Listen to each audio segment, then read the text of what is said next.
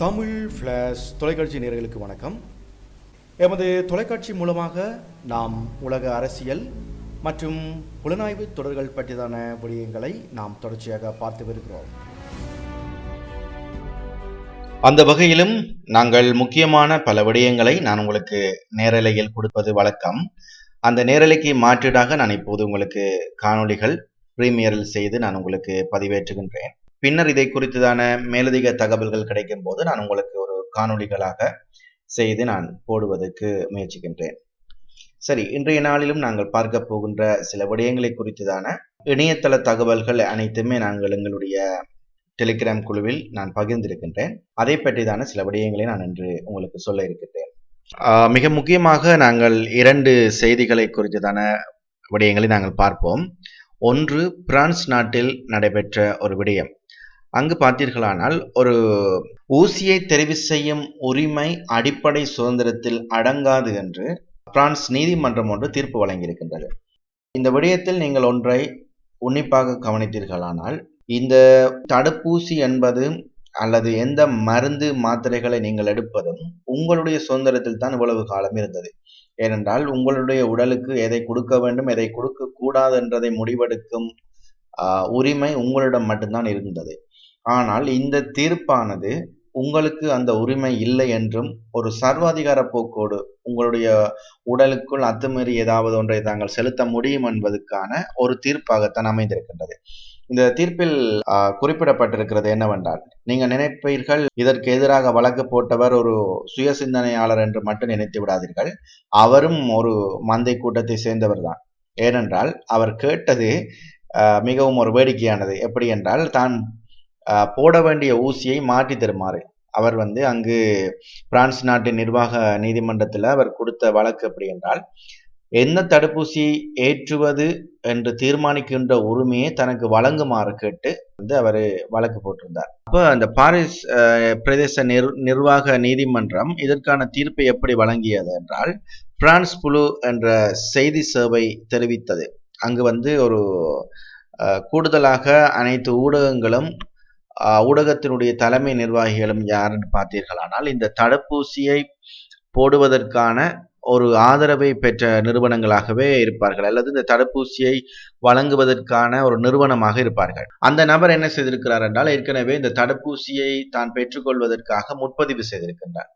அப்ப அந்த முன்பதிவு செய்து சிறிது காலம் போய்கொண்டிருக்கும் பொழுது இந்த அஸ்ட்ராஸ்னேகா என்ற ஒரு மருந்து ஒரு சர்ச்சையை எழுப்பியிருந்தது. அந்த மருந்து தான் அங்கு பிரான்ஸ் போன்ற நாடுகளில் எல்லாம் அதிக அளவில் ஏற்றப்பட்டு கொண்டிருந்தது. அப்ப அந்த அஸ்ட்ராஸ்னேகா மருந்தில் சில உயிரிழப்புகளும் பல உடல் பக்க விளைவுகளும் ஏற்படுகின்றது என்றதை அறிந்ததன் பின்னர், அவருடைய அந்த டேர்ன் வந்ததன் பின்னர் அங்க மருத்துவர்களால் அழைக்கப்பட்டிருக்கிறார் அவருக்கான தடுப்பூசியை ஏற்றுவதற்கு. ஆகவே அழைக்கப்பட்டதனால் இவர் பயந்து போய், தான் அந்த அஸ்ட்ராஸ்னேகா மருந்தை தான் எடுத்தால் தனக்கு ஏதாவது நடந்து விடுமோ என்ற ஒரு பயத்தில் அவர் போய் இந்த வழக்கு தொடர்ந்திருக்கிறார். அங்கு வழக்கு தொடர்ந்தப்பட்டதன் பின்னர் நீதிமன்றம் சொல்லியிருக்கிறது, உனக்கு போட வேண்டியதை மருத்துவர்கள் தான் முடிவு செய்ய வேண்டும். ஆகவே நீ அஸ்ட்ராஸ்னேகா அவர்கள் போட்டாலும் ஏற்றுக்கொள்ளத்தான் வேண்டும் என்ற ஒரு தீர்ப்பை வழங்கி இருக்கிறார்கள். ஆகவே இந்த மந்தைகள் இப்போது உணர மாட்டார்கள். இவர்கள் அடித்து பிடித்து போய் முன்பதிவுகள் எல்லாம் செய்திருப்பார்கள். செய்து முடித்ததன் பின்னர் அதனுடைய தாக்கங்களை ஒன்றன் பின் ஒன்றாக உணரத் தொடங்குவார்கள். ஆகவே அங்கு அவர்களுக்கு கொடுக்கப்பட்ட தீர்ப்பானது, COVID-19 தடுப்பூசிகளை தேர்ந்தெடுப்பதற்கான உரிமையை அடிப்படை சுதந்திரங்களுடன் இணைக்க முடியாது. அவை உயிர் வாழ்வதற்கான உரிமை மற்றும் சுதந்திரத்தை பேணுவதற்கான உரிமையுடன் தொடர்புடையவை என்று சொல்லி அந்த அவருடைய வழக்கை அவர்கள் தள்ளுபடி செய்திருக்கிறார்கள். அந்த தீர்ப்பில் இன்னும் ஒரு விடயத்தை அவர்கள் குறிப்பிட்டிருந்தார்கள். இந்த தடுப்பூசியை ஊக்குவிப்பதை, இப்போது அதிகாரிகள் உங்களை போட சொல்லி கட்டாயப்படுத்துறதை, அதை உங்களுடைய கட்டாயம் என்ற அர்த்தத்தில் கருத முடியாது. அதை கட்டாயப்படுத்துவினமாம், உங்களை ஊசியை போட சொல்லுவார்களாம். ஆனால் அதை கட்டாயம் என்ற இதில் எடுத்துக்கொள்ள முடியாது என்ற ஒரு தீர்ப்பையும் கொடுத்திருக்கின்றார்கள். ஆகவே இந்த தீர்ப்பை நீங்கள் உன்னிப்பாக கவனித்துக் கொள்ளுங்கள். வேறு நாட்களில் நீங்கள் எந்த முடிவும் எடுக்க முடியாத ஒரு விடயத்துக்குள் இந்த உலகம் போய்கொண்டிருக்கின்றது. உங்களுடைய உடலுக்குள் எதை ஏற்ற வேண்டும், நீங்கள் என்னத்தை சாப்பிட வேண்டும், நீங்கள் என்னத்தை குடிக்க வேண்டும் என்ற எடுக்கின்ற உரிமைகள் யாரிடம் இருக்க போகின்றது என்றால், இந்த உலகத்தை ஒற்றையாட்சியங்கள் ஆள வர இருக்கின்ற அந்த அந்தி கிறிஸ்துவனுடைய கைகளில் தான் இருக்கின்றது என்பதை இப்பொழுது உள்ள ஒவ்வொரு நாடுகளுடைய சட்டங்கள், அரசாங்கங்கள் இந்த மாதிரியான நிலைப்பாட்டுக்குள் வந்து கொண்டிருக்கின்றார்கள். இது இப்ப தமிழ்நாட்டை பொறுத்தளவில் பாருங்கள். இப்போ தமிழ்நாட்டிலும் அவர்கள் தடுப்பூசி கட்டாயம் இல்லை என்று சொல்லிக்கொண்டே இப்பொழுது வீடு வீடாக சென்று பிசிஆர் பரிசோதனைகளை ஆரம்பித்திருக்கின்றார்கள். ஆகவே இந்த பிசிஆர் பரிசோதனை என்பதே அதன் மூலமாக பல தீங்குகள் உடலுக்குள் வருகிறது என்றது நாங்கள் சொல்லியிருக்கின்றோம். ஆகவே அதையும் எடுக்கிற உரிமை வேண்டுமா வேண்டாமா என்று எடுக்கின்ற உரிமை ஒவ்வொருவருக்கும் தான் இருக்கின்றது. ஆனால் இப்பொழுது வீடு வீடாக சென்று கட்டாயப்படுத்தி அதை எடுக்கின்ற தன்மைகள் இப்பொழுது தமிழ்நாட்டில் ஆரம்பிக்கப்பட்டு விட்டது. ஆகவே மக்கள் விழிப்புணர்ச்சி அடைந்தால் மட்டுமே இதிலிருந்து நீங்கள் ஒவ்வொருத்தரும் தப்பித்துக் கொள்ள முடியும். ஏனென்றால் நீங்கள் உங்களுக்கு அருகில் இருக்கக்கூடிய நபரை நீங்கள் விழிப்புணர்ச்சிக்குள் கொண்டு வந்தால்தான், அப்படியாக உங்களுடைய கிராமம் விழிப்புணர்ச்சி அடைந்தால்தான் அந்த நகரம் விழிப்புணர்ச்சி அடையும். நகரம் விழிப்புணர்ச்சி அடைந்தால்தான் அந்த மாநிலம் விழிப்புணர்ச்சி அடையும். ஒரு மாநிலமே விழிப்புணர்ச்சி அடைந்தால் அவர்களுக்கு அந்த மாநிலத்தில் கை வைப்பது மிகவும் ஒரு கஷ்டமான விடயமாக இருக்கும். ஏனென்றால் இப்போது அமெரிக்காவில் பார்த்தீர்களானால், அமெரிக்காவுடைய டெக்சாஸ் மாநிலம் அந்த மக்கள் அனைவருமே விழிப்புணர்ச்சி அடைந்த மக்கள் கூட்டம் அதிகமாக இருக்கின்ற காரணத்தினால் இந்த டெக்சாஸ் மாநிலத்தினுடைய ஆளுநரிலிருந்து அங்கு உள்ள மக்கள் அத்தனை பேரும் விழிப்புணர்ச்சி அடைந்த மக்கள்.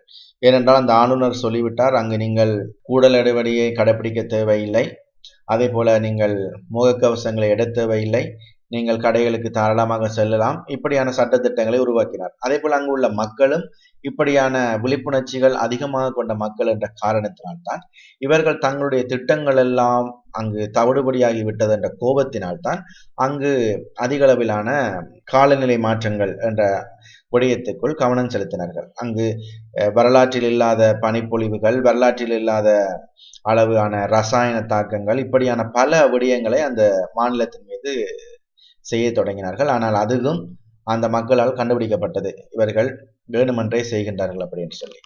சரி, அடுத்த செய்தியாக ஒரு விடயம் இருந்தது. அந்த செய்தி இப்ப ஃபேஸ்புக் நிறுவனம், அந்த ஃபேஸ்புக் நிறுவனம் உங்களுக்கு தெரியும், பில்கேட்ஸ் என்பவர் திடீர் விவசாயியானார், திடீர் வைத்தியரானார், இப்படி பல கோணங்களில் அவர் செயல்பட்டு கொண்டிருக்கிறார். அடுத்த கட்டமாக இப்பொழுது ஃபேஸ்புக் அலுவலகமும் இப்ப இந்த ஊசி போடுவதை அதிகப்படுத்துவதற்கான நாசகார வேலைகளை ஆரம்பித்திருக்கின்றது. இப்ப அந்த செய்தியில குறிப்பிடப்பட்டிருந்தது, அமெரிக்காவின் கலிபோர்னியா மாகாணத்தில் உள்ள ஃபேஸ்புக் தலைமையகத்தின் ஒரு பகுதியை கொரோனா தடுப்பூசி செலுத்தப்படும் மையமாக மாற்றப்பட்டிருக்கின்றது. அங்கு அமெரிக்காவில் கொரோனா தடுப்பூசி விநியோகத்தை துரிதப்படுத்த அந்நாட்டு அரசுடன் ஃபேஸ்புக் கைகோத்துள்ளதாக அந்த செய்தியில குறிப்பிடப்பட்டிருந்தது. ஃபேஸ்புக் அலுவலகத்துல கொரோனா தடுப்பூசி போடப்பட்டு வருகின்றது. அப்ப இதே வேளை அங்க நிறைய மக்களுக்கு அதிகளவாக இப்போது ஊசி போடுவதற்கான வேலைகளை ஃபேஸ்புக் நிறுவனத்தின் ஒரு பகுதி ஆரம்பிக்கப்பட்டிருக்கிறதுன்னு சொல்லி அந்த செய்தி இருந்துச்சு. அப்ப இதன் மூலமாக அவர்கள் என்ன செய்கிறார்கள் என்றால், தங்களுடைய ஆட்சியை கொண்டு வர வேண்டும், மக்கள் அத்தனை பேரையும் தங்களுடைய கட்டுப்பாட்டுக்குள் கொண்டு வர வேண்டும் என்ற ஒரு துரிதத்தில் இந்த நிறுவனங்கள் எல்லாமே இணைந்து செயல்பட்டு கொண்டிருக்கின்றார்கள். ஆகவே இந்த ஆர்டிபிஷியல் இன்டெலிஜென்ஸ் என்ற தொழில்நுட்பத்தை கொண்டு வருவதற்கும் இந்த நிறுவனங்கள் அதிகமாக செயல்பட்டு கொண்டிருக்கின்றார்கள். அந்த வகையில் இப்பொழுது இந்த தடுப்பூசியை அனைவருக்கும் போட்டுவிட வேண்டும் என்ற ஒரு வேட்கையோடு செயல்பட்டு கொண்டிருக்கின்றார்கள். இப்பொழுது இந்த தடுப்பூசியினுடைய உண்மைகளை சொல்லக்கூடியவர்களுடைய பதிவுகள் எல்லாவற்றையும் உங்களுக்கு தெரியும், இந்த ஃபேஸ்புக் நிறுவனம் அகற்றி கொண்டிருக்கிறார்கள். ஃபேஸ்புக் நிறுவனத்தினுடைய கட்டுப்பாட்டில் இருக்கக்கூடிய இன்ஸ்டாகிராமும் ஃபேஸ்புக் நிறுவனம் இணைந்து இதுகளை இப்போது அந்த மாதிரியான பதிவுகளை, தடுப்பூசி பற்றிதான உண்மைகளை யார் பேசுகின்றார்களோ அந்த பதிவுகளை அகற்றிவிட்டு, அது நல்லது என்று சொல்லுகிறவர்களை மட்டும் அந்த பதிவுகள் பதிவேற்றம் செய்கின்றார்கள். இப்படியாக செய்து மக்களை தவறான வழிநடத்தலுக்குள் அவர்கள் கொண்டு வந்துவிட்டு, இந்த உண்மைகளை பேசுகிறவர்களை அவர்கள் ஒரு சதி கோட்பாட்டாளர்கள் என்ற ஒரு பெயரை வைத்திருக்கின்றார்கள். அப்ப இந்த மாதிரியான விடயங்களை சொல்லி மக்களிடமிருந்து இந்த சுய சிந்தனையாளர்களை ஒரு தனிமைப்படுத்தும் செயல்பாடுகளில் இந்த பிரதான ஊடகங்கள் செயல்பட்டு கொண்டிருக்கின்றன.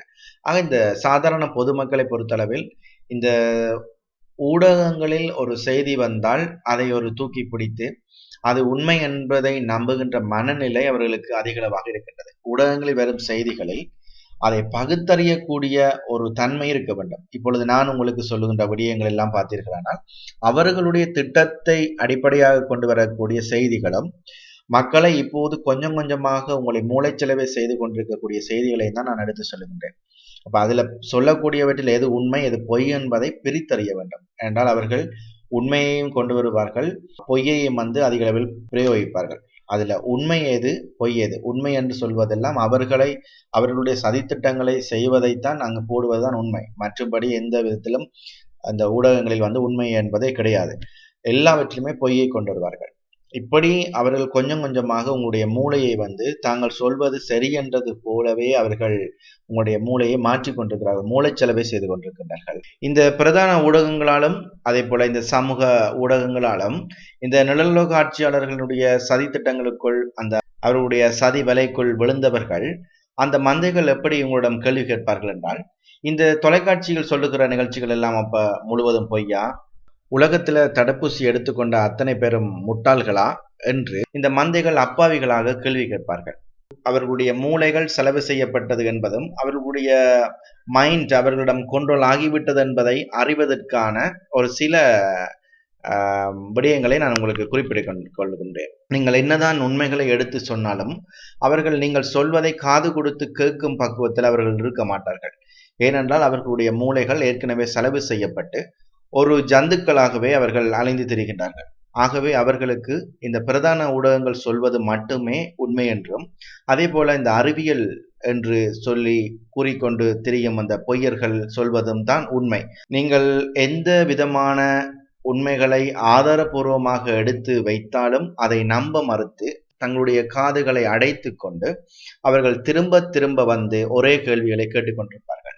நீங்கள் இப்படிப்பட்ட மந்தைகளுக்கு நீங்கள் பதில் சொல்வதற்கு முயற்சிக்காதீர்கள். ஒரு முறை அல்லது இருமுறை நீங்கள் பதில் சொல்லலாம். மீண்டும் மீண்டும் இந்த மந்தைகள் திரும்ப திரும்ப உங்களையும் மன உளைச்சலுக்குள் உள்ளாக்குவதற்கான செயல்பாடுகளில் இந்த மந்தைகள் திரிவார்கள். இவர்களுடைய வேலை, நீங்கள் சொல்வதை ஏற்றுக்கொள்ளும் பக்குவத்திலும் இருக்க மாட்டார்கள். அதே நேரத்தில் உங்களை மன உளைச்சலுக்குள் உட்படுத்துவதற்காகவே இந்த மந்தைகள் திரிவார்கள். ஆகவே இந்த மந்தைகளை நீங்கள் விட்டுவிட்டு, இந்த மந்தைகளுக்கு நீங்கள் இதை எடுத்து சொல்வதற்கு பதிலாக, நீங்கள் வீட்டில் ஒரு ஆடு வளர்த்தீர்களானால் அந்த ஆட்டுக்கு முன்பாக நின்று நீங்கள் சில விடயங்களை கூறி பாருங்கள். நீங்கள் ஒரு விடயங்களை அதுக்கு நீங்கள் திரும்ப திரும்ப இந்த விடயங்களை எடுத்து சொல்லுங்கள். அது உங்களை விரைத்து பார்த்து கொண்டு அப்படியே நிற்கும். அந்த உண்மையான ஆட்டுக்கு நீங்கள் சொன்னால் கூட அது உங்களை மன உளைச்சலுக்கு உட்படுத்தாது. ஆனால் இந்த நிழலுலக ஆட்சியாளர்களால் உருவாக்கப்பட்டிருக்கும் இந்த மந்தைகள் மிகவும் மோசமானவர்கள். ஏனென்றால் இவர்கள் நீங்கள் சொல்வதை கேட்டுவிட்டு போக மாட்டார்கள். உங்களை மீண்டுமாக மன உளைச்சலுக்குள் உட்படுத்துவதற்கான வேலையிலும் அதே போல உங்களுடைய நேரத்தை வீணடிப்பதற்கான வேலையிலுமே இவர்கள் ஈடுபடுவார்கள். நீங்கள் சொல்வதை காது கொடுத்து கேட்கும் தன்மைக்கும் அந்த புரிந்துணர்வு செய்யக்கூடியதான ஒரு சுய சிந்தனையாளர்களுக்கு மட்டும் நீங்கள் இந்த விடயங்களை நீங்கள் கொண்டு சேர்க்கலாம். ஆகவே மீண்டும் ஒரு பதிவில் நான் உங்களை சந்திக்கும் வரை உங்களிடமிருந்து விடைபெற்றுக் கொள்கின்றேன். நன்றி, வணக்கம். நீங்கள் இதுவரையும் எங்களுடைய தமிழ் ஃபிளாஷ் தொலைக்காட்சியை நீங்கள் சப்ஸ்கிரைப் செய்யாவிட்டால் நீங்கள் கீழ் உள்ள சப்ஸ்கிரைப் பட்டனை சென்று சப்ஸ்கிரைப் செய்துவிட்டு நீங்கள் எங்களுடைய டெலிகிராம் குழுவினுடைய இணைப்பையும் நான் கீழே கொடுத்திருக்கின்றேன். அங்கும் நீங்கள் இணைந்து கொண்டால் இன்னும் உங்களுக்கு நிறைய தகவல்களை நீங்கள் பெற்றுக்கொள்ளக்கூடியதாக இருக்கும். அதே போல இந்த காணொளிகளை உங்களுக்கு தெரிந்த சுய சிந்தனையாளர்களுக்கு நீங்கள் அதிக அளவில் அனுப்பி வைத்துக் கொள்ளுங்கள்.